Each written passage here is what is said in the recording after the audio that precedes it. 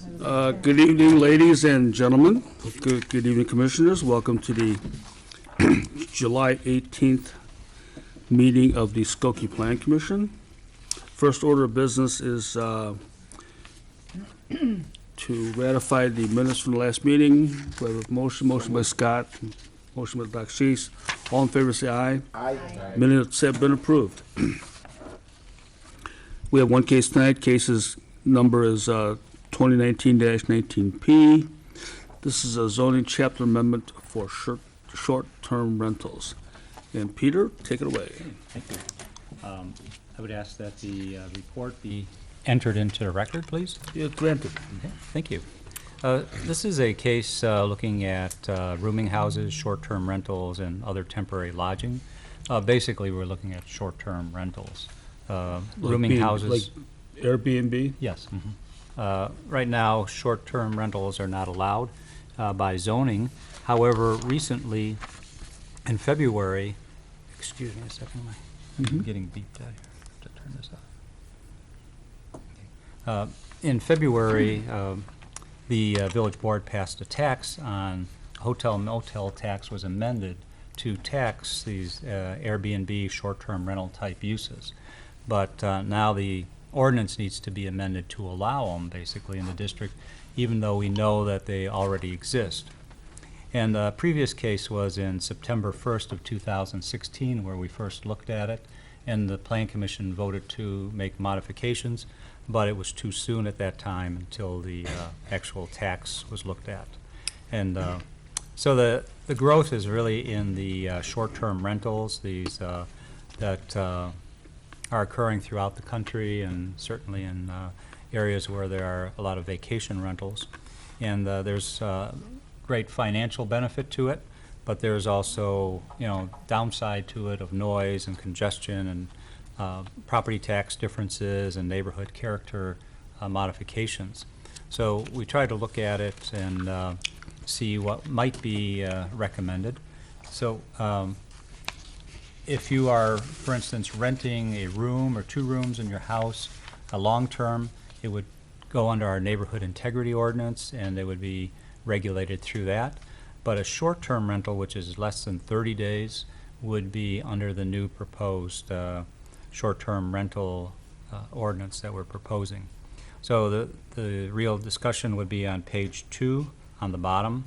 And it is that staff is recommending adding a definition of rooming house and short-term rental unit, modifying the definition of hotel, and adding a section regulating renting of rooms.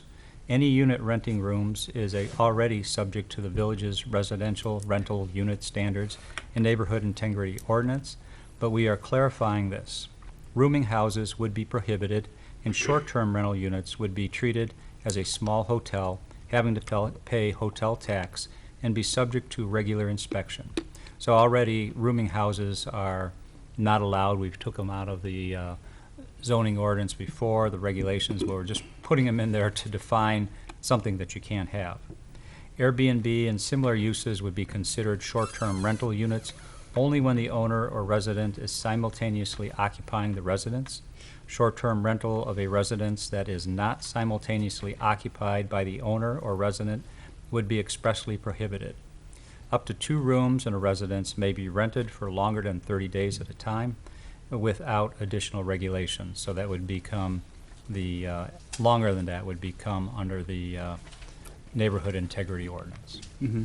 And the other modification would be that we will require 1 additional parking space per room, similar to a hotel parking requirement. And so we've added it, given you the draft of the changes to the zoning code, and we've also put in a sample of a proposed amendment to the village code, which would add the actual regulations for short-term rentals. And that is not to be voted on. That's something that the board would directly review. I just have a question about enforcement, and how do we ferret out these people who would just overnight start a business? Well, we have quite a few of them that we find when we look at the website. We're going to require that they go through a platform such as Airbnb or Vacation by Owner, so that they will automatically send us bookings and things, and, a certain tax that they will collect for us. Kind of like Uber, recently the board passed an Uber tax, and Uber and Lyft are responsible for sending us that. We're not chasing every driver out there, and so this will be very similar to that. Peter? Mhm. Sorry, Jeff. Commissioner Quain. George is going to go first. Oh, I'm sorry. Okay, George, Commissioner Mitchell. Yeah, the question I would have is what impact does this have on the Skokie Fair Housing Ordinance? Or is there an impact? I don't think there would be any. I mean, it's, unless somebody complained that they were discriminated against in the rental of a short-term rental, then certainly the, Well, I guess the question I would ask on top of that is, I don't recall short-term rentals being mentioned in the Fair Housing Ordinance. So I think we need to take a look at that. sure, that's very good. Well, doesn't Airbnb and these people have specific rules and regulations as to how they conduct their business that to be non-discriminatory? They do. I mean, they have a whole list of things that you must qualify for in order to be on that platform. But that's a good thing to check on. I know there's so many areas that ordinance covers and types of discrimination, and it's any kind of housing, so I would think this is the same. Certainly if there was discrimination in a hotel, which we're looking at a Airbnb as a hotel or a small hotel, and are treating them the same, that we would apply the ordinance. But your suggestion to look at that is very good. And we'll take I can recall we had a big discussion about what should be exempted from the Fair Housing Ordinance. And one of the exemptions was a religious home, a home, for instance, like, or what got us into that was Don Spack, if you remember him. Don was questioning some of the blanket ordinance, and they said, what if I decided to open up Spack's Home for Wayward Girls? Should that be subject to the ordinance or not? And, those types of issues. Like a residence hall, dormitory. And, but I don't remember anything about a short-term. Well, it is a new So- concept, and we'll take a look at it to be sure that it's covered. Well, thank you for bringing that to our attention. Yeah. Commissioner Quain, did you have a question? I guess a few things. You mentioned parking. So you're talking on-street parking or driveway space? What are we talking about here? We're talking about an additional pad or a space that meets legal requirements Okay. that is on the property. So the way that we would uncover if somebody had an Airbnb is that obviously they're on the platform, and if they get a booking, then we notice the tax, That's right. and then we notice the individual's got an Airbnb. So is there a registration process for that person? So, Yes, there because is. it triggers an inspection and Yes. all that will fall into place? Yes, and that's part of the code amendment, which would cover all the things that are required, the smoke detectors, carbon monoxide, how it Okay. operates, hours of, Is it the same is it the same exact hotel tax as the hotel tax in general? Or is there I'm differentiation, or I'm or- not sure. I Okay. know I worked on it, but I couldn't say, there was a certain tax. I think it is the same. Yes. Okay. And then finally, is this similar to what's going on in our neighboring communities, this type of ordinance? Evanston has one, there's Chicago has one, and there's some other larger communities that have them. I don't know if Morton Grove or Niles has one, I don't believe so. But they're quite common throughout the country. Commissioner Berman? You okay? Yeah. I'm just curious, in the neighborhood integrity ordinance, landlords, we make them go through training and get a license before they can rent out their units. And then, and I'm just curious as to, here we're allowing basically a business that still involves rentals of property, and yet we're not having the same standards for them as we are for more permanent rentals. Right. That's very good also. There's very specific things that a homeowner who is renting must do. These are all have to be owner occupied, which will kind of reduce the number of Airbnbs and those type, because the presence of an owner really puts a damper on that type of rental. But that's a good suggestion also to look at it. That was not part of the recommended ordinance. Well, and I'm sorry, I know Scott did, but my second part of that then goes in line with, I get the feeling, and I don't have anything to back this up, but that our property standards people and even the neighborhood integrity police officer that's assigned is probably overwhelmed already and understaffed. And so if we start doing this or encouraging it one way or another and do what I'm proposing or suggesting is it fall under neighborhood integrity, it would seem like there's a budgetary issue relative to staffing to make sure they're getting inspected properly and and the ordinances are being enforced. Right. Well, the problem is that they're already out there, Okay. and any day we can find numerous ones on the website. So we want to be sure that they are safe and habitable for people going there. But we, Commissioner Scott Berman, then Commissioner Matei.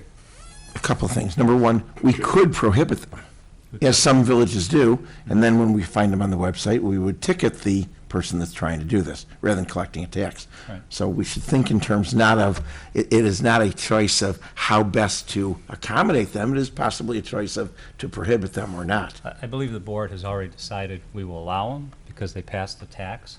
It was a conscious decision, and it was voted on that they want to tax these type of uses, and they see it as a alternative to hotels, which already exists and is growing throughout the country. So to not move in that direction would be probably a little backwards. My biggest problem, and the reason I'll vote against this and strongly urge the board to reconsider, is that I think there will be no way to police the owner occupancy.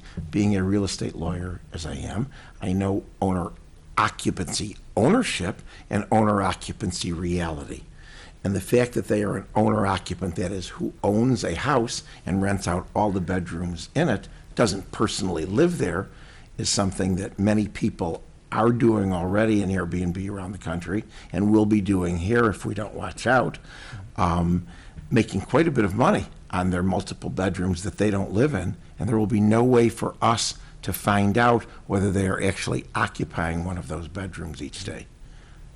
So the whole idea offends me, not only in terms of community integrity, that we would be allowing this business to come into our communities, but that we would be fooling ourselves somehow for the somewhat small purpose of collecting a tax, fooling ourselves into thinking that someone will be actually occupying that other bedroom that we cannot police. That's only one part of my problem. And I have one more, and that is, in the board's thought or the staff's thought of how to add a parking space to an already existing, let's say, average three-bedroom Skokie home with 2 garage spaces, that would be an impossibility to add another space to. There is no pad on the front lawn, there is no driveway, and this garage is already taken up, I assume, we must already consider, by the 2 cars for the 3 bedrooms. So when we rent out one of those bedrooms, if we were allowed this to go forward, which I don't want, then how would we possibly add a parking space to all of those Skokie homes? Well, you're not guaranteed the right to have one of these units. You have to meet requirements, and if you cannot provide parking, then you cannot have a Airbnb. I mean, it's. So was the That's- board's thought that a 3-bedroom home with a 2 parking space garage is then prohibited from being an Airbnb? You'd have to make 3 parking space garage, which no one has? If you have an additional, if you have a rental in there in a separate unit, then yes, you must provide a parking space. So what is the current parking requirement for residential when you have a 3-bedroom home? Is it 2 spaces. 2 spaces, those 2 in that garage? Does the garage, or I'm sorry, the driveway count as an additional, or does not? No, it doesn't. I mean, we had a recent zoning board case where they allowed that, but that would have to be something that would be reviewed. Commissioner, The bigger concern, frankly, right now is not so much anything for a single-family home. It's for the condominium owner. Single individual lives there. They have 1 parking spot in the garage, and they're already on VRBO or Airbnb, and now you're gonna tell them, no, you can't rent.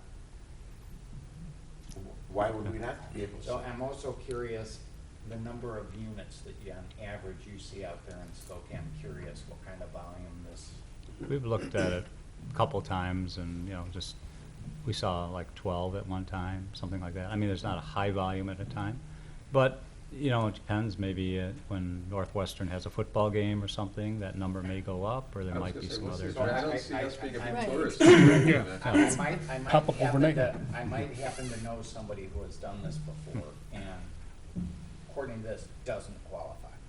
So that's Right. something to. So you're saying you're gonna give up that rental unit? Paul?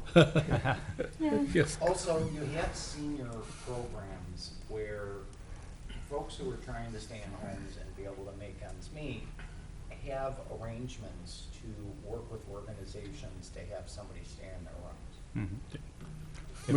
Not advertised. Right, but if it's long-term, it's different. It comes under the housing integrity ordinance. And again, we're looking at it that you're bringing a business into a residential neighborhood. And so if you want to operate a business, then you need to meet business requirements. Yeah. And that would be to provide the parking and meet Commissioner all the other requirements. Quinn, and then Commissioner Berman. Commissioner Quinn? Do you have a question? Yes, I'll be voting for the ordinance, based on some of the things that Peter said, that and this is the wave, and we should be part of this wave. But owner occupancy, to Scott's point, should be further defined. I know on Airbnb, for example, when you can see the option, you can have the whole place. Yes. That's kind of a red flag. But there's a lot of times where, somebody may rent and the owner just simply isn't there. And then the takeaway from this ordinance is if you're not home, you can't rent, so to speak. But also, people may have two flats, and that's considered like owner occupied. They don't live in the second flat, it's upstairs or downstairs. And they could be renting the whole second story out, which is a separate unit, but the building's kind of considered owner occupied in terms of the owner being there on site. Anyway. Oh, by the way, they rent these because they can jump the train and go to a Cubs game or something like that. Commissioner Even Jeff Berman. Well, I feel like we're kind of put in a box. I mean, I agree with Scott, but I also agree with Peter that if this is gonna happen, and it seems like in some ways we're condoning it, if we've already created a tax for it, then it's gotta be regulated, but really regulated at this point. It should be falling under neighborhood integrity. There should be adequate budget to make sure we're inspecting. We should have standards that we feel either A, discourage people from coming, or B, if they're feeling strong enough about it, that it's truly happening in a positive way. I don't think this goes far enough, and I don't think it's thought out, and I don't think the village will budget to police it properly. Continuing, I don't think there's been any thought given to the two-flat especially, which we've always thought is one unit owner occupied and the two or three, in some three-flat cases, the other unit's long-term occupied. This turns that second unit into an ongoing hotel use on a daily basis.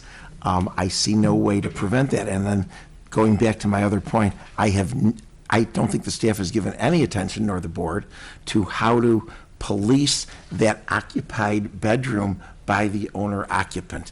The fact that they list online and Airbnb rent a bedroom only doesn't mean that I, the owner, am going to occupy the other one. It means we're renting out multiple bedrooms in the same house. So I think many houses, if we are opening the floodgates, are going to turn into multiple bedroom rentals with no owner there that we will have no way to determine. And you know what, and if we don't train the people that are getting into this as a part-time business, which is neighborhood integrity was supposed to do, they're not, who knows whether or not they're gonna be able to rent to people that are appropriate or whatever. I think it's just ill-conceived right now, so. Well, Well, I think they're gonna rent to people who are appropriate, because they don't want people damaging their property. Well, first of all, to Scott's point, if they're not there most of the time, they're not gonna know. And we know that there's a problem in the village with non-resident landlords and absentee landlords. So it's just adding to the already existing issues. Well, first off, I think you need to look at what's being presented in the zoning ordinance. We're looking at the land use, not at the regulatory issues. The regulatory issues come in the village code, in the general village code, but with a separate ordinance, and this is specifically just stating what the land use is, what occurs at that house that's different than a single-family home that you would, or a residence. If you're in a condominium, for instance, this does not state that you cannot have it. If it's a residence, you could have it in there. But the regulatory ordinance will have provisions in there that the condo association must approve that. It's not that, and that's one of the things people often think, oh, I'm going to rent a condo and I'm going to, then I'm going to make it into an Airbnb, but that's not how it happens, because there's an association that controls those type of things. And the ordinance will recognize that type of activity. The training, yes, I mean, that's great, and I'll certainly look through all of that. How we do it with the neighborhood integrity ordinance, we have, large meetings. We call in anybody we know that is renting, and they need to go through the training program. And the training program does include fair housing. It contains all about discrimination, things like that. It recovers the safety issues in rental, and also the financial. But if you're in a platform, a lot of that is also taken care of by the platform, which vets the people who go in there and make sure that they are, qualified to rent to you or rent from you. I move to amend, and my amendment will be, no, I can, We've not finished. that doesn't have to be discussion. seconded. It's not, I move to amend, and that can't be overridden, and then somebody either seconds or doesn't, so I have to state my motion. My motion to amend is that the Village of Skokie prohibits short-term rentals, including but not limited to Airbnb. That's my amendment.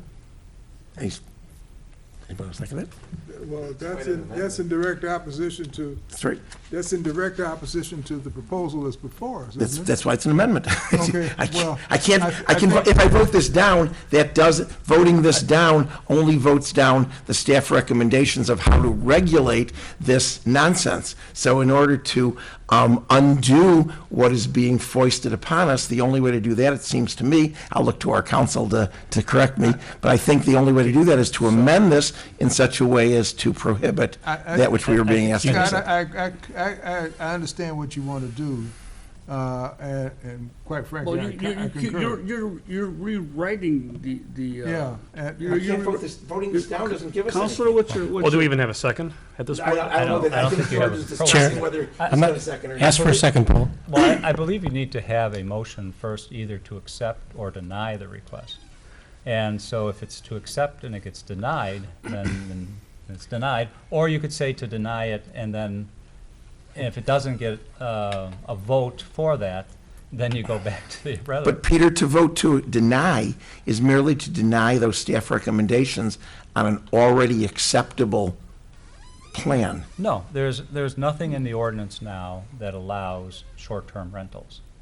So if your recommendation is that you don't want it, then you would recommend that this request be denied. And then by saying that we deny it, we're not just denying the code and the owner occupancy and the parking requirements, we are then denying the idea of short-term rentals. Yes. I concur. Okay? That's- Well, let me ask- I'll withdraw my amendment. Commissioner Mitchell has the floor. Let me ask a question here then. Is it better in a parliamentary sense to have an opposing viewpoint, or is it better just to vote this down and then let the staff come back with something You could else? present a minority report Yeah. opposing this, yes. We did that once, I can't remember. Well, a number of times we've done that. Yeah. That will depend on the vote, whether it's Exactly. majority or minority. Exactly. Okay, sorry, ready. Take it easy, it won't hurt you. Couple questions. One, back to the parking, that I'm not sure I understood. If someone has a driveway and a two-car garage, and their driveway can accommodate cars, that's not good enough, there has to be an extra pad? That's right. So I'm anticipating the zoning board is going to become a parking board, basically. Could be, yes. Um, The way parking is, first off, you cannot park in the front yard, a required front yard. Right, So that takes off the first 20 feet or 25 feet of your front yard. Then you cannot park in front of a required parking space because that would create tandem parking, which we do not allow. So usually the point would be to have a pad that's separate and have access either from the alley or from the street. And so it's a little different. so Or- driveways don't work, that's Not- interesting. Well, again, that would be something you'd have to go to the zoning No, board but for. as it is now, No, it as would not. it's, Not okay. just to put I a wasn't car in aware of front. that. Yeah. And if, depending on how we vote, there's nothing in here about the neighborhood integrity ordinance at all. Is that, so Again, listening to both sides, okay. now I'm confused, the sorry. neighborhood integrity ordinance is a separate ordinance. I understand It's in the that. village code, and it takes care of long-term rentals. So anything over 30 days or more It's would long-term. fall under the integrity ordinance. This falls under the short-term rental ordinance, which will be a separate ordinance that has to be adopted with licensing and different fees that go along with that. But the suggestion was that perhaps those individuals who are owning these short-term rentals would be trained with the neighborhood integrity ordinance, under that ordinance. A That's- similar type of training would Well, be. but if it falls under the neighborhood integrity ordinance, it also dedicates, in theory, a police officer or such that is involved with the neighborhood integrity ordinance and helping to maintain property standards. Yep. If I'm not mistaken, whereas we would not have that allocation of a police officer to this if it was not falling under the neighborhood integrity ordinance. Right. Let me, I guess I should have gone back to the very beginning, and that is that the recommendation in here was made by the zoning review committee. And the zoning review committee is staff, and for different issues, we bring in different people. So whatever's important on an issue, we bring that staff in. The Corporation Council was present, the village manager was present, the traffic engineer was present, and the planners were present, and health people too. So so the Corporation Council has bought in on this, and the village manager. So by accepting that, knowing that they then are committed to providing the resources necessary to implement this, because, you know, they agreed on the recommendations that are going on. And the request is being made by the village manager technically to have this amendment made. I would strongly suggest that if the people of the village knew this was being discussed, it would be unanimously, overwhelmingly defeated. And that is why I am going to vote resoundingly no tonight. Peter, how can you stop parking the people who have the driveway? Like I have a driveway. I park my car outside. You cannot stop me. I can park my car on street. By law, you cannot stop me as long as the valid driver license and city sticker. That's correct. Okay? So if I park my car outside Mhm. and I rent out, the place and one parking spot in my garage, Yeah. it's not going to work, It just create a lot more problem in the street Yeah. rather than, Well, that's the whole reason for the pad. As a homeowner, you can decide to park in front of your garage and block your parking space that you have there. Yeah. Because you would work it out as a resident with your family, you would, Yeah. work that out, which is reasonable.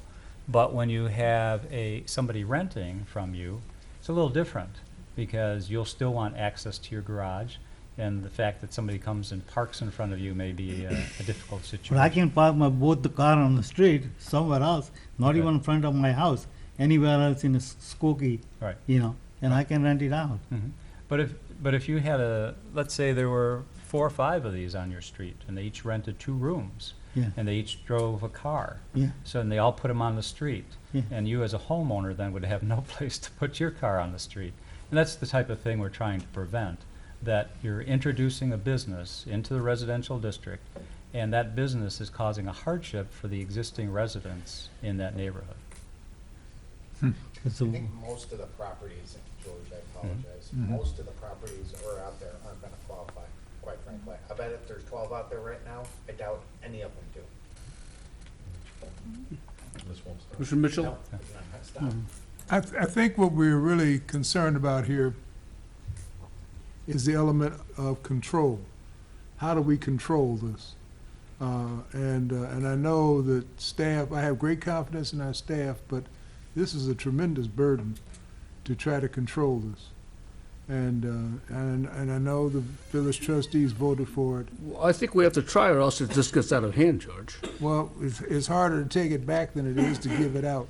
So, Well, the tax is already passed, so. I know so- that. So we know it's gonna happen, and we wanna be sure that everybody's safe, so that's. Wait. That's absolutely counter to what you said a few minutes ago. What? You did say the tax had already passed, but you did not say, you said that a vote against this tonight would stop it from It happening. would stop it from going into the zoning code, and then the question is, what would we do afterwards? Yeah. Once it's turned down, then we'd have to prevent them. Every time you saw it online, you'd send a police officer over there to ticket that disallowed use. No, because you're not prohibiting it, all you're doing. Then I have to go is back, unregulating. back to my amendment, exactly, which goes back to Corporation Council. I think you were wrong when you were wrong, Council, when you suggested that my amendment was unnecessary. I am sure my amendment is necessary. Voting this down still leaves in place this terrible, terrible situation. Well, you The have- only way to stop it is by amending this to tell the board that we don't want it. But you have no control over the tax that was already passed. And so- I can say to the board that we at the planning commission, if I can get enough votes, say that this is a bad idea. Now you should reconsider everything else you've done. That's fine. That's- Yeah, that would- what you can do, yes. There's a problem with notice, though. I mean, the notice that went out was talking about the possible modifications there in the staff report, and if we completely rewrite that, people, And the we're people we're will have amending it. notice of it. We're simply amending it. But you're amending something that people had no chance to review. You're amending it right now on the We have to, spot. that's what we do every time. We frequently amend on the spot. We give notice that the issue is to be discussed, and then we amend it for the underlying We don't flip it parts 180 of like you're trying to do. This is one allowing it, and now all of a sudden you're amending to say it's disallowed. Because And the people the- out there thought, oh, it's gonna Because pass, I not guess gonna go. because I don't like the choice being given to me as a public body and as a Well, public no, commissioner. if you don't We like can't, it- no, we no. can't be given that, that's why I can amend. You could- If I don't have a second, I don't have a second. I think, But I think your best bet is just to vote it down. no, because that, as Peter just said a few minutes ago, leaves in place, unfortunately, Unregulated. the unregulated continuing use. My only choice tonight is to ask for the amendment, see if I get a second and a vote, and then go back, then the board will be taking that vote of ours that says that we do not approve of this. I don't, I'm sorry. Villages. I just had a question. Have we gotten any feedback on what the community feels or wants? Just out of curiosity, like for these 12 units, like have there ever been any complaints about them already? And when this like notice was out, like have there been any opinions in general versus like the ones we have? I'm just curious, outside of just us. We've had a like- few.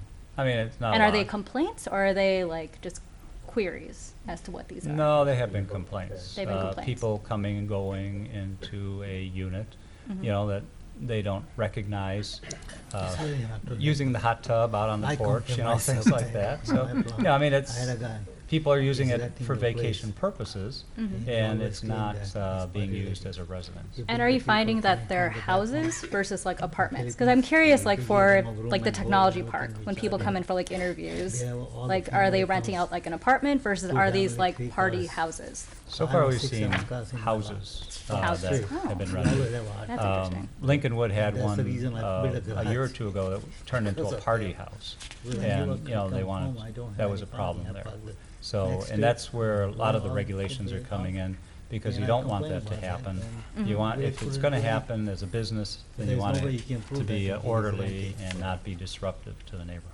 So I believe after the party house situation in Lincolnwood, they then prohibited Airbnb in Or Lincolnwood. it might have been prohibited already, but I know But that's, they don't allow but my it. point is, that's right. So for you to have suggested earlier, Peter, the surrounding communities, we don't know about Niles and Morton Grove. Evanston does allow, but they're a different kind of vacation community.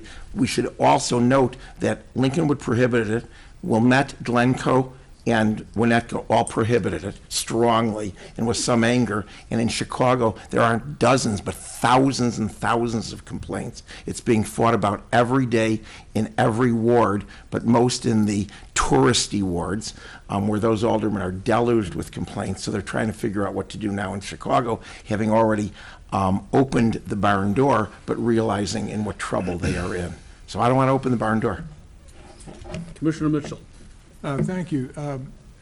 It occurs to me that we are an advisory board, and that, to me, the best way to let the village board, the trustees, know any dissatisfaction that we may have with this is to vote this thing down and not try to rewrite it. I know what you're saying, Scott, but just to vote it down. That gives the same message, I think. What, maybe it's. Commissioner looks spotty here. I'm sorry. To my knowledge, all the B&B rental is going through the referral basis, not an advertised basis. So it's going to be hard to control, and you're never going to find out. I can bet you that too. Commissioner Berman? And we've never done this as long as I've been on, but what if we just refuse to vote and send it back and say that we think we object to the concept as a committee and, or as a commission, and want the village to reconsider? And don't vote. Well, You that's can easily vote done to- if I don't get a motion. You can vote to table because it needs work. Yeah. Conceptually. Okay. Any more discussion? Commissioner Quinn? And when I say it needs work, I'd still like to flesh out this owner-occupied concept. Okay, so when I bring this up for a motion, if I don't get a motion, Well, it depends. Right now, if there's a motion to table on the floor, and that's. I'm talking about this case. We'll move to table. Right. Well, I'm there's talking about still any your kind of first a motion that's on the floor technically too. I don't think it was Yeah. seconded. To was it? amend. My motion to amend? I thought, That was the one I still would like to. I thought Bob seconded it. No, I was just trying to, Oh, I saw you go up to the Yeah, mic he's and trying I I was just trying to end the drama because it wasn't going to be second.